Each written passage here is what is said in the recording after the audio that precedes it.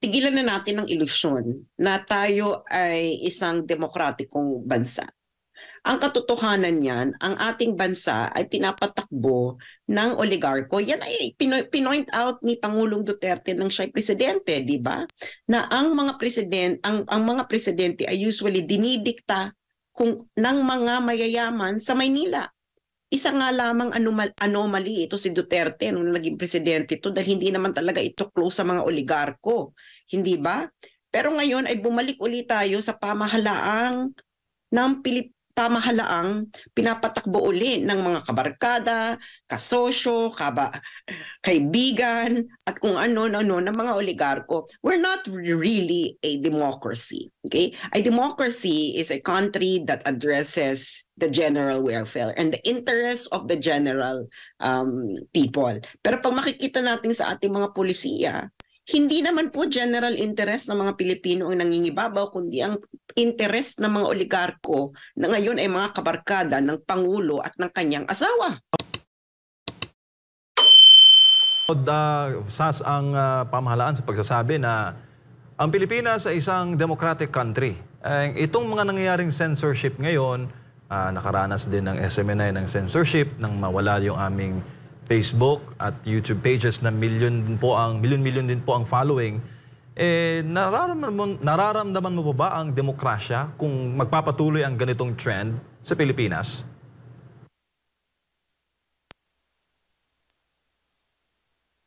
I think tigilan na natin ang ilusyon na tayo ay isang demokratikong bansa. Ang katotohanan niyan, ang ating bansa ay pinapatakbo ng oligarko. Yan ay pinoint out ni Pangulong Duterte nang siya'y presidente, di ba? Na ang mga presidente ay usually dinidikta ng mga mayayaman sa Maynila. Isa nga lamang anomaly ito si Duterte nung naging presidente ito dahil hindi naman talaga ito close sa mga oligarko. Hindi ba? Pero ngayon ay bumalik ulit tayo sa pamahalaang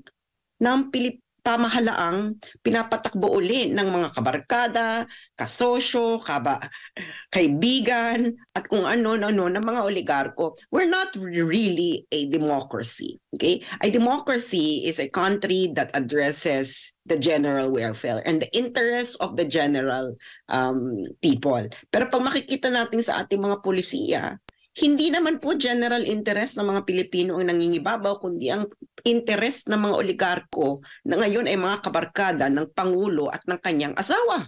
Hindi ba? Tingnan nyo lamang po ang inyong electric bill. Hindi ba? Yan po ba ay makademokratikong gawain? Hindi ba? Tingnan nyo lamang po ang ating agricultural sector. Hindi ba? Nararamdaman niyo po ba ang demokrasya dyan? Hindi kasi ang demokrasya kasi Admar at MJ, no? Hindi ito isang abstraktong konsepto. Ang demokrasya ay isang material condition ng isang society. Hindi porket na meron kang freedom of speech, sabihin mo na ikaw ay demokratikong bansa. Okay? Habang ang mga karamihan ng iyong mga nasasakupan ay walang access sa healthcare. Walang access sa quality education, walang access sa affordable food, walang access sa ang presyo ng electricity ay hindi makatarungan at ito ay pinapayaman lamang ang mga oligarkong mayaman na talaga. Hindi ba? So itong freedom of speech na sinasabi natin, it must be for something. And in this case, yung freedom of speech natin ay ginagamit natin upang i-point out natin ang mga katiwalian at korupsyon na nangyayari sa ating lipunan. Dahil ayaw matnilat sa hindi, no? Pero sana ito ay i-declare na ng Department of National Defense, ni Gibo Teodoro, at ng National Security Agency, at ng Pangulo mismo, na ang corruption is a national security threat. Diniklara na yan ni Biden sa Amerika na corruption threatens the national security of the United States. Dito sa China, noong umupo ang Pangulong Xi Jinping, ang corruption ay kinonsiderang national security threat. So may makikita, pag ginawa mo yan, magkakaroon ngayon ng war on corruption. Pero anong ginagawa ng pamahalaang ito? Meron silang war on bloggers, no? Na pinamumunuan ng Presidential Communications Office. Pero hindi mo makikita ang Presidential Communications Office o ang presidente o ang kung sino mang mga opisyales na magdedeklara ng war on corruption. Di ba? Bakit? Bakit ayaw nila? Ang corruption is a national security threat. Pero ayaw nilang i-consider yan. So ang ginawa nila, yung mga nag-e-expose ng katiwalaan ng ilang dekada ng legalized corruption sa Kongreso, yan ang kanilang tinatarget. Tingnan nyo nga si Ka Eric saka si Lorraine. Pinakulong pa. Di ba? Natakot lang yung Kongreso dahil ang mga PMAers ay nagsulat ng open letter in support of Ka Eric and Lorraine. Sas, nakikita mo ba yung pagkakaroon ng chilling effect? Kasi nabanggit mo yung mga red flag lalo pat nababanggit sa Article 3, Section 4 ng ating 1987 Constitution, yung ating freedom of speech and freedom of expression kung nagawa nila sa mga political vlogger at mga scholar gaya mo at kung nagawa nila sa SMNI na where in fact ang aming tahak dito ay for nation building, di hamak na mas magagawa nila sa ordinaryong Juan at Juana de la Cruz. Well, ang ginagawa kasi ng gobyernong ito ay ang tinatawag na bread and circus. Okay? Ang bread and circus ay isa po itong taktika, isa itong old tactic, no? Na actually in-emphasize din ni Machiavelli sa kanyang The Prince. Okay? Ang tactic nito ay aliwin mo ang mga tao habang binibigyan mo sila ng tinapay. Okay? Yung tinapay is, this is really dole out. Maganda nga pinag-usapan nyo kanina yung mga dole out, no? Yung mga ayuda. So para hindi sila magreklamo. Okay? So yung suppression, okay? Yung suppression, dun lang yan, doon sa makaka-point out na merong maling nangyayari sa gobyernong ito. Hindi ba? At nakikita natin yan na ang tinatarget nila talaga yung mga nagsasabi ng mali. Itong SMNI, kita mo, tinatarget. Bakit kayo tinatarget? Ano bang naging trigger ng pag-target sa inyo? Diba? Yung pagtatanong ni Ka Eric at ni Lorraine tungkol sa travel expenses ni House Speaker Martin Romualdez. Diba? Mali nga lang yung figures ni Ka Eric. Pero yung esensya ng tanong na yun ay tama. Diba? Actually, napasama pa sila doon sa hearing, yung House of Representatives. Sabi nila, 39.7 million lamang ang traveling expenses nila together with the Speaker, all of them. Pero pag tiningnan mo ang 2023 General Appropriations Act, ang budget ng Kongreso sa traveling expenses ay 2.066 billion. Kailan ba nagkaroon ng hearing? Di ba November? November yung hearing na December. So, sabi nila 39.7 lang o ilang araw na lang yun or buwan kasi October figure ata yung binigay nila. Ano mangyayari dun sa sukli? Hindi na nila sinagot. Ako ay pinoint out ko yon, yung issue na yon. At syempre nagalit na naman sila. 'Di ba? Kasi nga nilulusob sila ng taong bayan. Naging effective yung kampanyang #hindi mo pera yan. At ito ay magpapatuloy. No? Hindi natin ito titigilan dahil ilang dekada na ang problemang ito. And I hope the other media would actually keep on raising this issue. And I was actually happy kay Ed Lingao nung in-interview niya ako na nagpasalamat siya sa akin. But I told him na I wasn't the one who first raised this. No? It was Solita Monsod in 2011 and 2024 na. No? Hanggang ngayon, hindi pa rin natin nababago itong sistemang ito. Bakit hindi natin gayahin ang bansang Amerika na ang US Congress nila ay may statement of disbursement. Every quarter, makikita mo doon ang ginagastos ng bawat isang senador at congressman up to the last centavo kung saan napunta, parking, bayan, telepono, etc. Ngayon kung ayaw nilang gayahin ng Amerika, gayahin nila ang China. Walang sweldo ang National Congress. Di ba? Allowance lang. Walang MOOE. Mamili na lang kayo kung anong gusto yung sistema. Pero ang sistema sa Kongreso ay sistemang bulok na bulok. Ngayon, pag ayaw niyo pa itong baguhin, Diyos mio, baka mas mauna pa tayo mawala sa mapa kaysa makapag-liquidate ng resibo ang mga bawat isang congressman at senador. Last week pala yun ng November yung hearing tapos na sundan sa buwan ng December. And sa tingin mo... Kanina may nabanggit din kasi tinanong ko rin yan, Sas, kay kanina, Senate Minority Leader Pimentel, nabanggit niya yung mga pinuno lang ng bawat branch, like Pangulo, SP. sa ano naman sa legislative, ang Senate President at ang House of Representative Speaker, yung may kapangyarihan na saan ba gagamitin yung nakasave or hindi nagastos. Yung sobra. Oo, nandoon sa kanila. Kaya nga, sabi ko nga, naitanong ko, bakit pag isang ahensya ng gobyerno, pag mababa yung performance nila, kasi laging kini-question, at ang mga nagko-question dito mismo, yung mga mambabatas, bakit mabagal kang gumastos? 'Di ba? Bakit mas malaki yung hinihingi mo ngayon, pero last year, ganito lang ang nagastos mo? Kumbaga, lagi silang hinihinga ng accountability. Pero yun nga, dito naman sa kanila, medyo sino ang magsasala doon? Sino ang magtatanong sa kanila kung saan nila ginamit or gagamitin yung sobra? Ayun na nga, Admar, MJ, no? Siguro naman yung mga nakikinig sa inyo, marami dyan mga magulang o kahit yung mga estudyante rin. Aminin nyo, lahat naman tayo ng estudyante tayo, no? Kung may project sa school na 50 pesos, minsan nangihingi natin 200 pesos. Pero hindi natin sasabihin na 50 pesos talaga yung gagas na tanawa si Admar. Kabisado mo, ha? Oo. O, di ba ganyan naman tayo? Di ba karamihan? O, di ba mga magulang? O.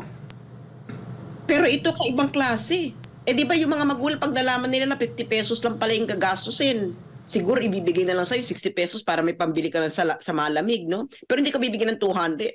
Pero ito, kakaiba ito, MJ, sa Kaadmar, no? 2.066 billion ang budget nila for traveling expenses ng 2023, pero ang nagastos lang daw nila ay 39.7 million. So nasaan yung 2.020 billion? May sukli. Oh, ang practice sa Kongreso, dinedeklara nila yung savings. Okay? Tapos gagamitin sa ibang bagay. Ngayon, paano kayo nagkaroon ng savings na 2.020 billion? Hindi ba? Ibig sabihin, mali yung hiningi ninyong budget ng 2022 for 2023. At sa kakapalan pa ng mga mukha nito, no, ang hiningi pa nilang budget for 2024 for their traveling expenses ay 1.3 billion. Ang layo naman ng 39.7 million sa 1.3 billion. Hindi mo naman siguro kailangan maging matalino, no? Para malaman mo na ito ay galawang kupit. Yan ay galawang kupit ng mga estudyante noon, no? Na dinala ng mga ito sa Kongreso. Ang masama nga lang, no, ang pagkakaiba nga lamang nung mga estudyante pa lamang ang mga kongresista na ito, ang kinukupit lamang nila ay yung pera ng magulang nila mismo. Pero ito, ang galawang kupit na ito ay ang pinaghirapan ng bawat isang manggagawa, bawat isang OFW, at bawat isang mga ordinaryong Pilipino na pagod sa pagtatrabaho para may magpambayad ng tax. Pero ito, napakadali nilang kupitin, magdedeklara lamang sila ng savings. Hindi ito makatao, hindi ito makajos definitely, at hindi ito makabayan. Ito ay magnanakaw, legalized corruption. Ang kainaman lang ngayon sa panahon natin ngayon ay wala nang monopolyo sa impormasyon dahil easy access ng ating mga kababayan sa mga information through the advent use of social media. Ngayon, sa messaging mo na yan, Sas, at sa iyong assessment sa mga nangyayari ngayon sa Pilipinas, do you think mas lalo pa nilang ginagalit ang taong bayan dahil sa sunod-sunod na mga nangyayari ngayon at na mga issue at mga tinatanong na issue ng korupsyon sa pamahalaan? I think nagagalit talaga ang taong bayan, no? May hangganan ang lahat eh. 'Di ba? Yung mga PMAers nga, nagpapasalamat ako dun sa mga PMAers, no? Saka yung isang si Captain, ano nga pangalan ng Captain na naglabas ng manifesto of withdrawal of support? Si retired Captain Dado Enrique. Ano yon? Barod yun ng Class 83 ng PMA. Si retired Dado Enrique, retired Captain Dado Enrique, na ayon sa aking mga men in uniform na taga-subaybay, ay isa itong napaka maprinsipyong tao. Kaya nga maaga itong nawala sa serbisyo at makikita mo naman, no, napakapayak ng pamumuhay. Nagpapasalamat nga ako sa kanya at ini-emphasize itong legalized corruption. At itong MOOE na issue na ito ay isa sa mga hinighlight nila. So, nagpapakita MJ at Admar na ang aking ginawa noon, no, ay may pinatunguhan at nakinig ang mga dapat makinig. Ako kasi, MJ at Admar, itong legalized corruption na ito na over 30 years na. This is the very definition of oppression. Okay? This is a systemic plundering of Filipino people hidden behind the cloak of legality. Ngayon, kung hindi natin ito babaguhin, wala tayong patutunguhang bansa dahil hindi natin ma-resolve itong napakasimpleng problema na ito. Hindi ba? Wala pong dahilan para hindi natin gayahin ang sistema sa US Congress na every quarter, ang bawat isang congressman, bawat isang senador ay merong transparent na statement of disbursement kung saan napupunta ang bawat sentimo na pinaghirapan ng bawat isang manggagawang Pilipino, bawat isang OFW, bawat isang payak na Pilipino sa kanilang binabayad na buwis. Hindi ba? Gaano ba kahirap yun? Hindi naman ganun kahirap yung ginagawa nila na sa US Congress. Tingnan nyo po yun. I-research nyo yan sa Google para makakita kayo kung anong sistema sa ibang bansa. Statement of disbursement ng US Congress. Makikita nyo kung gaano kadetalyado. Hindi ba? Kasi hindi ito alam ng ating mga mamamayan na na pwede pala yung ganong sistema. Hindi ba? Pero ito namang ating mga mambabatas, ayaw nilang baguhin ang sistema. Kasi alam mo, sa ordinaryong Pilipino naniniwala tayo, no? Kung gusto, maraming paraan. Kung ayaw, maraming dahilan. So ang nakikita ngayon natin dito sa ayaw nila sa pag-liquidate with resibo up to the last centavo ng kanilang MOOE, makikita nila dito ay ayaw nila dahil puro sila dahilan, puro sila excuses.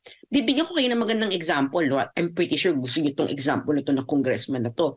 Si Migs Nograles.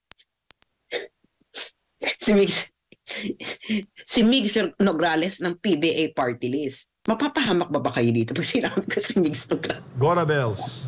Oo, naka-live naman tayo sa online din. Si Migs Nograles sa PBA party list. Tinanong siya ng mga sumusubaybay sa kanyang Facebook account. Tinanong siya, may resibo ba kayo ng MOOE ninyo? Tapos naglagay ng hashtag, hindi mo pera yan. Alam mo ang sagot nito ni Migs Nograles? Sabi niya, pumunta kayo dito sa office ko, samahan pa kita sa COA, ganyan. Yan ba ang sagot ng isang matinong congressman? Yan bang isang sagot ng hindi magnanakaw? Ng hindi nangungupit? Kasi kung hindi ka kumukupit, dapat ang sagot mo, okay, ipopost ko po dito sa aking Facebook ang statement of disbursement po ng pera ng taong bayan na ginamit ng aking opisina. Makikita nyo po dyan ang detailed disbursement up to the last centavo. Bakit kailangan mo papuntahin ang iyong amo? Ang iyong amo ay ang mamamayang Pilipino sa iyong opisina para makakuha sila ng resibo kung paano mo ginastos ang kanilang pera. Hindi ganito ang nangyayari sa pang-araw-araw na buhay. Can you imagine kung ginanyan mo ang amo mo?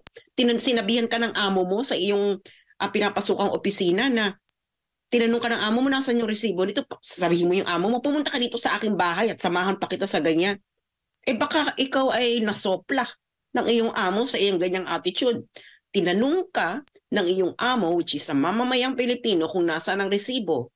Ang dapat mong sagot ay ito po ang resibo at ipinost mo publicly dahil ang perang ginagastos mo sa iyong opisina ay hindi confidential fund. At lalong-lalo na hindi mo pera yan. Diba? Kaya dapat may handa kang ipakita ang resibo kung saan mo ginagastos yan. Dahil kung hindi ka handa ipakita ang resibo, either may mali sa sistema sa iyong opisina kung paano mo ginagastos ang pera ng taong bayan, meaning wala kang bookkeeper, wala kang proper accounting. Diba? Wala kang updated accounting, bookkeeping, and even internal auditing. At ikalawa, wala ka talagang resibo. Which is most likely that ang practice ninyo dyan sa Kongreso ay liquidation by certification.